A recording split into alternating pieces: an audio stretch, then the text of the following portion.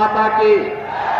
वंदे वंदे वंदे।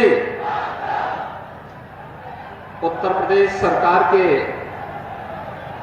मंत्री और हाथरस के प्रभारी मंत्री शशि मरूण जी,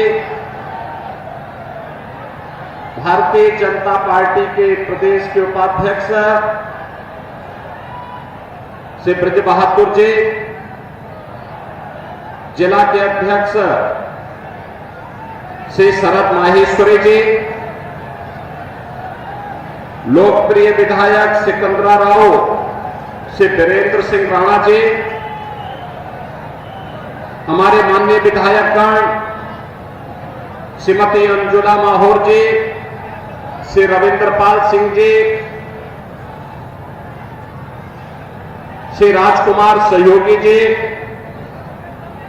ठाकुर जयवीर सिंह जी, श्री प्रदीप सिंह गुड्डू जी, विधान परिषद सदस्य श्री मानवेंद्र सिंह जी, चौधरी ऋषिपाल सिंह जी, आरपी सिंह जी, जिला पंचायत अध्यक्ष श्रीमती सीमा उपाध्याय जी,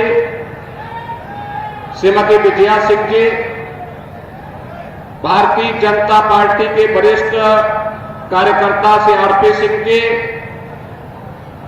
और उत्तर प्रदेश सरकार में मंत्रिमंडल के मेरे सहयोगी और अब इस हाथरस लोकसभा सीट पर भारतीय जनता पार्टी राष्ट्रीय लोकदल के प्रत्याशी श्री अनूप वाल्मीकि जी,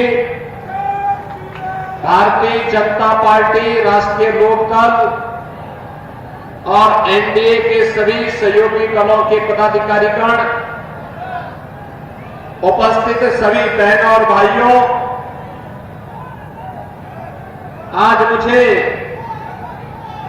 इस पावन धरा पर, जिस धरा को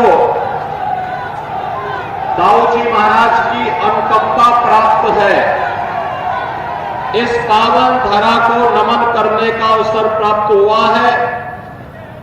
इस अवसर पर इस पावन धरा को नमन करते हुए मैं आप सबका हृदय से अभिनंदन करता हूं, स्वागत करता हूं। बहनों और भाइयों, इस धरती ने अनेक महापुरुषों को जन्म दिया है। ब्रजभूमि का तो प्रवेश द्वार है ही, दाऊजी महाराज की अनुकंपा है ही,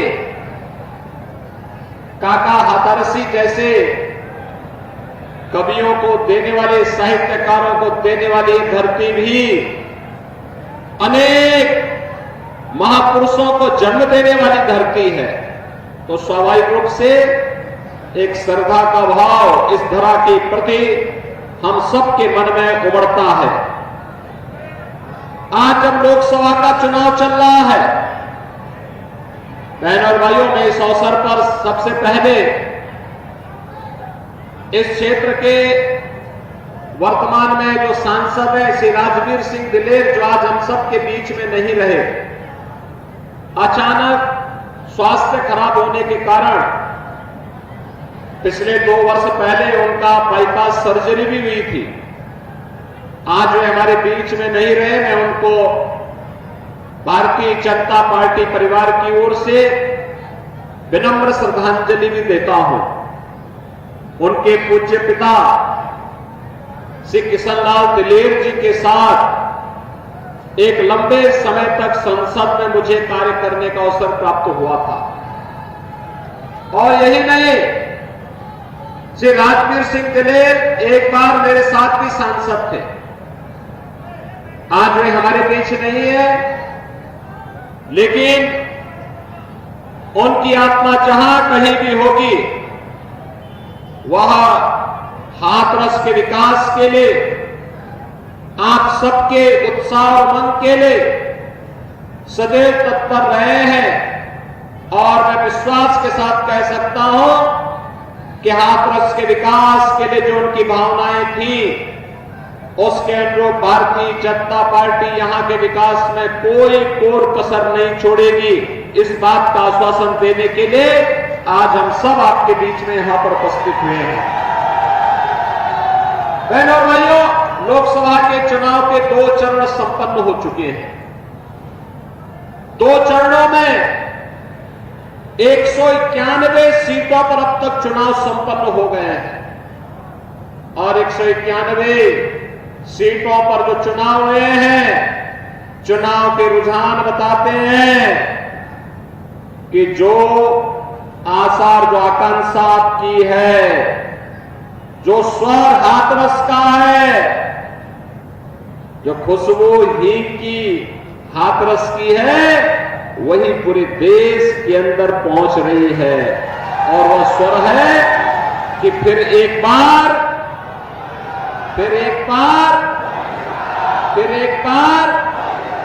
मोदी सरकार का जो स्वर यहां से गूंज रहा है, वही देश के अंदर है और पहले 2 चरणों में वही परिणाम में बदला है।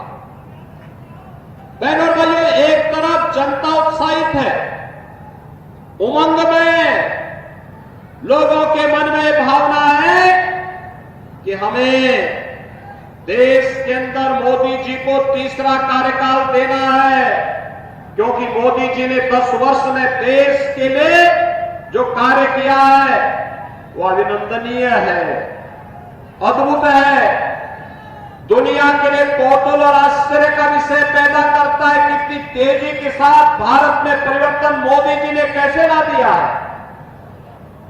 दुनिया के अंदर भारत का सम्मान बढ़ा है, सीमाएं सुरक्षित हुई है, आतंकवाद और नक्सलवाद समाप्त हुआ है, विकास के बड़े बड़े कार्य, highway, railway, metro, IIT, IIM, AIIMS, IIIT, NIT, world class university, 1 district 1 medical college, हर घर नल की योजनाएं जैसी काम कर रही हैं और 1 डिस्ट्रिक्ट 1 प्रोडक्ट के माध्यम से स्थानीय उत्पाद को भी पहचान मिली है। बहनों और भाइयों, एक और ये सभी कार्य है, गरीब कल्याणकारी योजनाओं की कोई सानी नहीं, यानी इतनी योजनाएं थी। कांग्रेस को 65 वर्षों तक देश में शासन करने का अवसर प्राप्त हुआ। समाजवादी पार्टी को 4 बार और बहुजन समाजवादी पार्टी को 3 बार प्रदेश में शासन करने का अवसर प्राप्त हुआ। लेकिन बहनों और भाइयों, इन सबको मिलाकर के जितना कार्य देश के अंदर इन लोगों ने 65-70 वर्षों में नहीं किया, जितना कार्य उत्तर प्रदेश के अंदर कांग्रेस, सपा, बसपा ने मिलकर के नहीं किया, उतना मोदी जी के नेतृत्व में मात्र 10 वर्ष के अंदर देश के अंदर हुआ है और 7 वर्ष के अंदर भारतीय जनता पार्टी की सरकार के अंदर उत्तर प्रदेश में हुआ है। आप सोचो, कांग्रेस के समय में और सपा बसपा के समय लोग भूखों मरते थे, गरीब भूखों मरता था। आज 80 करोड़ लोगों को फ्री में राशन की सुविधा का लाभ। उस समय लोग स्वास्थ्य की सुविधा के अभाव में मरते थे, आज 60 करोड़ लोगों को स्वास्थ्य बीमा का कवर दिया जा रहा है। पहले पैसा दिल्ली से चलता था और साथ साथ यहां पर वह पैसा कांग्रेस के दलाल या सपा और बसपा के दलाल हजम कर जाते थे। बहनों और भाइयों, आज जनधन अकाउंट खोल करके डीबीटी के माध्यम से पैसा गरीब के खाते में सीधे पहुंच रहा है। पहले आपने इस बात को देखा होगा कि पहले गरीब और किसान आत्महत्या करने के लिए मजबूर होता था। आज 12 करोड़ किसानों को किसान सम्मान निधि का लाभ मिल रहा है। 12 करोड़ गरीबों के घर में शौचालय बन गए हैं। 10 करोड़ गरीब परिवारों को रसोई गैस के फ्री के कनेक्शन मिल गए हैं। और उत्तर प्रदेश सरकार तो होली और दीपावली में फ्री में भरा हुआ सिलेंडर भी उपलब्ध करवाने का काम कर रही है। बहनों और भाइयों, ये जो कार्य हुए, 4 करोड़ गरीबों के मकान बन गए, 2.5 करोड़ घरों में बिजली पहुंच गई है। इस प्रकार की योजनाएं सपा, बसपा और कांग्रेस के लोग भी कर सकते थे, लेकिन उनके लिए गरीब एजेंडे का हिस्सा नहीं था, किसान एजेंडे का हिस्सा नहीं था, युवा उनके एजेंडे का हिस्सा नहीं था, महिलाएं उनके एजेंडे का हिस्सा नहीं था। ये केवल वोट बैंक की राजनीति करते थे, जाति विभाजन की राजनीति करते थे, समाज को आपस में बांटने का पाप करते थे। और यही कार्य जो कार्य इन लोगों ने उस समय किया था, आज उनका घोषणा पत्र फिर वही कह रहा है। बहनों और भाइयों, याद करिए, उनके समय में गरीब भूखमरी का शिकार होता था और आतंकवादियों को वे लोग बिरयानी खिलाते थे। आप सोचो उनकी मंशा। उनके समय में किसान आत्महत्या करता था और भ्रष्टाचारी ऐश करता था। उनके समय में एक व्यापारी और बेटी सुरक्षित थी और बड़े बड़े माफिया सत्ता का सरपरस्त बनकर के सत्ता का संचालन करते थे।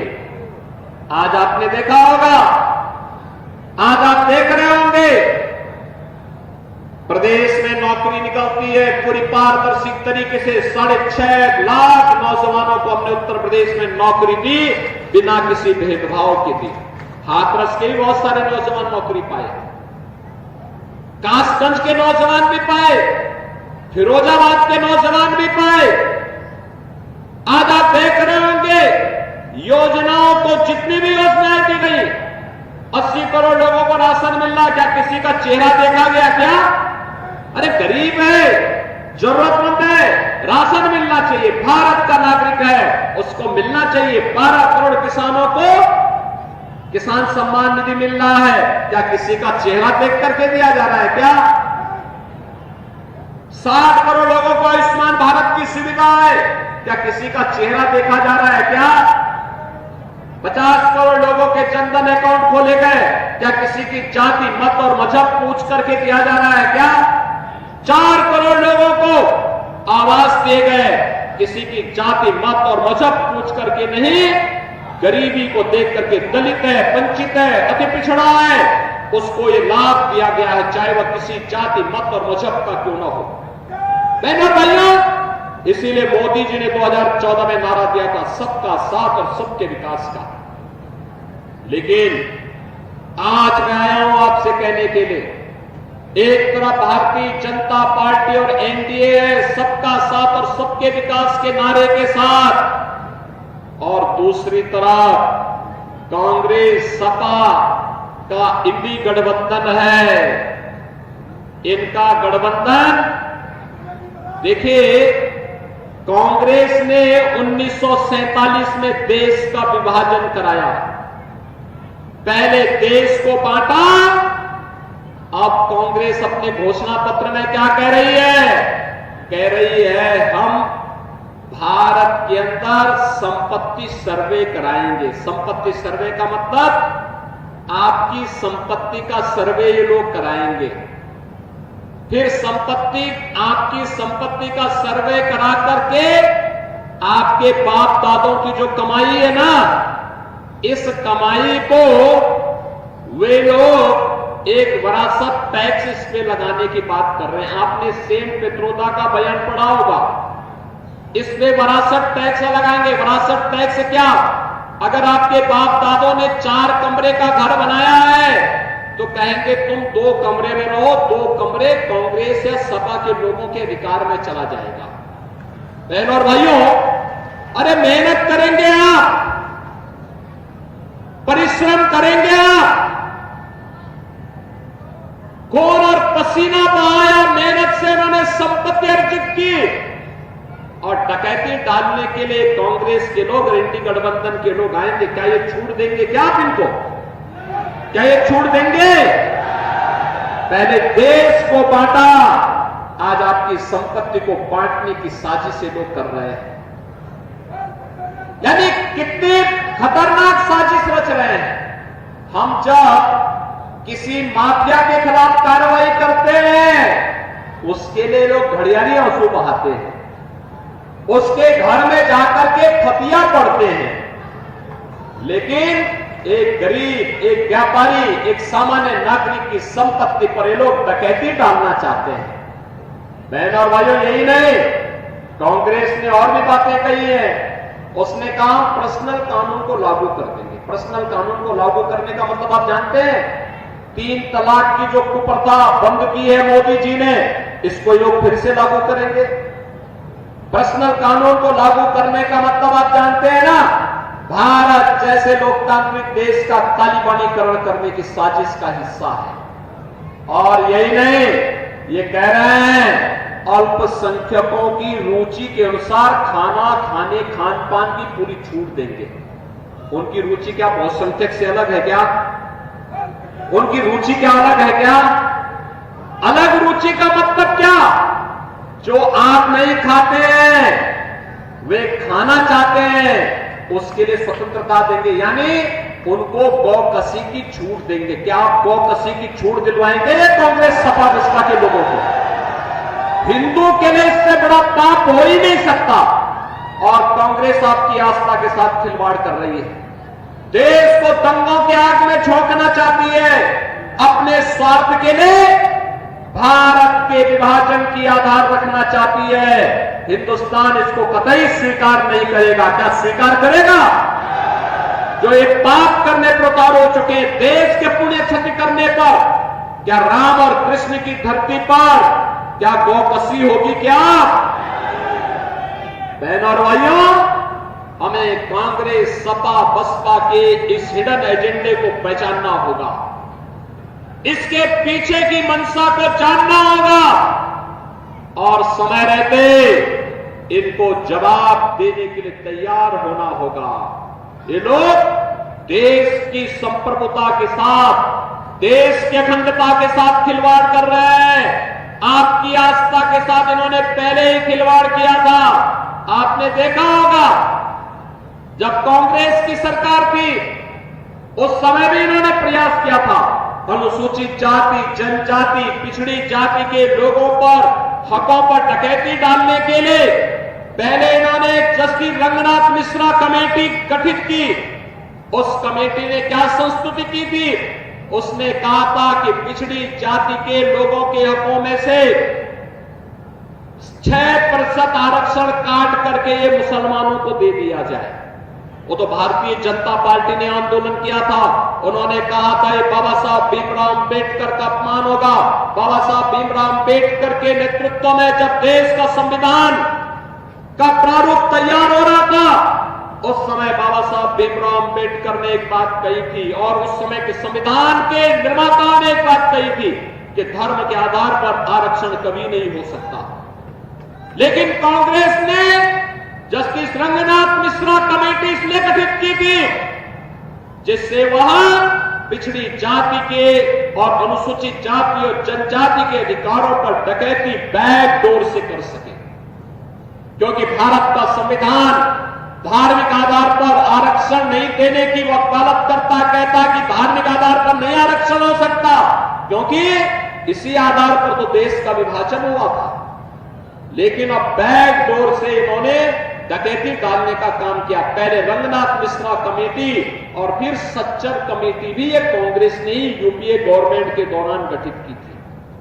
और आज उसी तर्ज पर ये लोग फिर से काम कर रहा है। उनका मैनिफेस्टो इस बात का उदाहरण है और हम सब आपको अवगत कराने के लिए आए हैं। घर घर जाकर के लोगों को बताइए, ये देश के खिलाफ एक साजिश करना चाहते हैं।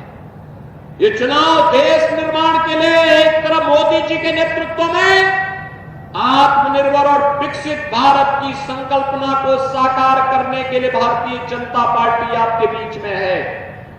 भारतीय जनता पार्टी के सहयोगी दल, इसमें राष्ट्रीय लोक दल भी है, सोहेल देव राजभर पार्टी भी है, निषाद राज पार्टी भी है, अपना दल भी है।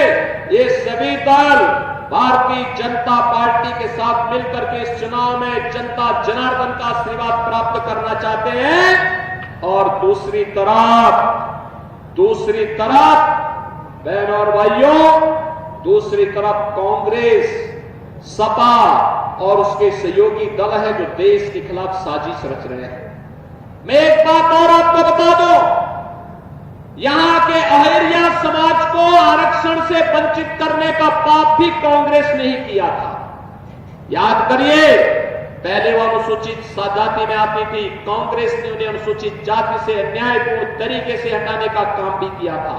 हमारी सरकार ने इनका प्रस्ताव भेजा है कि इनको उचित सम्मान मिलना चाहिए। बहनों और भाइयों, मैं आज आपसे कहने के लिए इसीलिए आया हूं, जो लोग देश का नुकसान पहुंचाना चाहते हैं, अनुसूचित जाति, जनजाति और पिछड़ी जाति के हकों में डकैती डालना चाहते हैं, जो लोग आपकी आस्था के साथ खिलवाड़ करना चाहते हैं, इन लोगों ने उस समय भी ये कहा था, राम और कृष्ण हुए ही नहीं, राम के अस्तित्व पर प्रश्न खड़ा किया था। भगवान राम और भगवान कृष्ण के अस्तित्व पर खड़ा किया था। अरे कृष्ण नहीं हुए तो बलदाऊ जी कैसी बात हम कर रहे हैं? बलदाऊ जी की भूमि है और हम बलदाऊ जी के प्रति श्रद्धा का भाव रखते हैं। कृष्ण कन्हैया की धरती पर, राम की धरती पर, क्योंकि ये राम और कृष्ण के अस्तित्व पर प्रश्न खड़ा करते हैं और इसीलिए कह रहे हैं कि अल्पसंख्यकों की पसंद का खान पान हम करने की छूट देंगे। क्या गौकशी करने की छूट दे देंगे क्या आप इनको? कसाईयों को गौ माता की हत्या करने की छूट देंगे क्या? कांग्रेस तो यही चाहती है और इसीलिए मैं आपसे कहने के लिए आया हूं, सतर्क और सावधान हो जाइए। ये चुनाव आज भारत का सम्मान बढ़ा है, भारत की सीमाएं सुरक्षित हुई हैं, आपकी आस्था का सम्मान बढ़ा है, विकास के कार्य हो रहे हैं और योजनाओं का लाभ बिना भेदभाव के प्राप्त हो रहा है। इसलिए क्योंकि मोदी जी प्रधानमंत्री हैं और मोदी जी को प्रधानमंत्री आपने बनाया है, आपके वोट ने बनाया है, इसका श्रेय भी आपको जाता है। एक वोट देश की तस्वीर और तकदीर को बना भी सकती है और गलत दिशा में जाएगा तो बिगाड़ भी सकती है। हमें देश को बनाना है, भारत को आत्मनिर्भर भारत बनाना है, विकसित भारत बनाना है, एक तेजस्वी भारत बनाना है, समर्थ और सशक्त भारत बनाना है, एक ऐसे भारत के लिए जिस भारत में बिना भेदभाव के 140 करोड़ लोग एक स्वर में बोले, एक स्वर में भारत को आगे बढ़ाने की वकालत करें। और उस विश्वास के साथ आज हम सब आपके बीच में आए हैं। भारतीय जनता पार्टी ने भाइयों बहनों आपके इस क्षेत्र से हाथरस की इस खुशबू को देश की संसद में पहुंचाने के लिए श्री अनूप वाल्मीकि को अपना प्रत्याशी बना करके आपके बीच उतारा है। बहनों और भाइयों, अनूप वाल्मीकि उत्तर प्रदेश सरकार में राजस्व राज्य मंत्री के रूप में काम कर चुके हैं और अच्छे ढंग से उन्होंने काम किया, बखूबी काम किया, जुझारू है, आपके हितों के लिए, यहां के विकास के लिए कार्य करेंगे। जो मेहनत यहां के हमारे सांसद और विधायक गण कर रहे हैं, श्री वीरेंद्र राणा है, यहां के हमारे श्रीमती अंजुला माहौर है, हमारे अन्य विधायक पर जो काम कर रहे हैं, एमएलसी काम कर रहे हैं, उनके साथ मिलकर के श्री अनूप प्रधान यहां की विकास की योजनाओं को गांव-गांव, घर-घर तक पहुंचाने के लिए प्रदेश में हमारे विधायकगण उस आवाज को पहुंचाएंगे, देश की संसद में उस आवाज को श्री अनूप प्रधान पहुंचाएंगे और इसी के लिए हम सब आपके बीच आए हैं। मेरी आप सबसे अपील है, तीसरे चरण में आपको मतदान करना है। लोग पहले से जानते हैं कि हाथरस में भारतीय जनता पार्टी रिकॉर्ड वोटों से जीतेगी। ये हर व्यक्ति बोल रहा है, लेकिन बहनों और भाइयों, अति आत्मविश्वास से बचते हुए हमें एक एक व्यक्ति को मतदान स्थल पर लेके जाना है और ये तभी हो पाएगा जब आप में से हर व्यक्ति अनूप प्रधान बनेगा, मोदी जी का प्रतिनिधि बनेगा। सहमत हैं? सहमत हैं? कमल चुनाव चिन्ह पर वोट दिलाएंगे? अनूप प्रधान को भारी बहुमत से विजयी बनाएंगे, भारी बहुमत से बनाएंगे। सहमत है ना सभी लोग? तो इसीलिए मैं आप सबसे अपील करने के लिए आया हूं कि आप सभी लोग उन्हें भारी बहुमत से विजयी बना करके 7 मई को होने वाले चुनाव में कमल खिलाने का काम करेंगे। और कमल खिलेगा तो विकास अपने साथ साथ लेकर के चलेगा। इस विश्वास के साथ आप सब मेरे साथ बोलेंगे, भारत माता की।